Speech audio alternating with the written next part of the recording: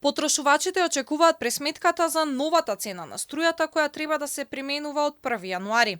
Дел од енергетските компании побараа да им бидат признаени повисоки трошоци, но од регулаторна вела дека таквите високи барања кои влегуваат во финалната пресметка не биле никогаш прифатливи и не се ни сега.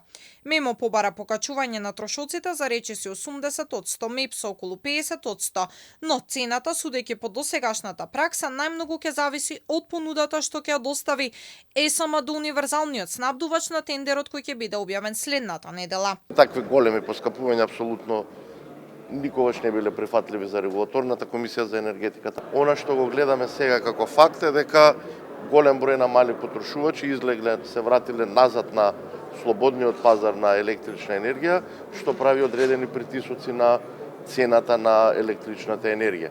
За другиот дел не би сакал да шпекулирам, бидејќи немаме податоци за цените на по кои што ќе се купуваат загубите на електрична енергија и кај МЕПСО и кај електродистрибуција, а и дополнително и тендерот на универзалниот снабдувач ќе биде следната недела. Покачување на цената на струјата не е очекуван и владата. Не сме феудална влада, ние сме влада која што треба да се грижи за стандардот на граѓаните и затоа нема да ги лажам граѓаните да кажувам дека и покрај тоа што на берзите цената на електричната енергија е 100, 200, 300 евра за мегават сат, а тука граѓаните ја плаќаат помалку од 60 евра, дека ние субвенционираме, не.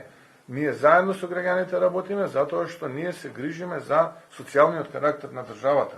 И од тие причини не очекувам дека ќе има зголемување на цената на електричната енергија. На крајот од денот, знаете, сепак регулаторната комисија за енергетика е таа која што го носи последниот збор. При последната пресметка во јуни, власта не дозволи ценовен шок со измените на Законот за енергетика, со кој на универзалниот снабдувач Евана им беше продолжена лиценцата, наместо да отвораат посебна фирма. За сега, според најавите од регулаторна, нема да се воведе дополнителен час ефтина струја преку ден, поради што анализите покажале дека ако сега се воведе, поради состојбите на пазарот, ќе треба да се укинат 2 часа од ноќната тарифа од 22 до 24 часот.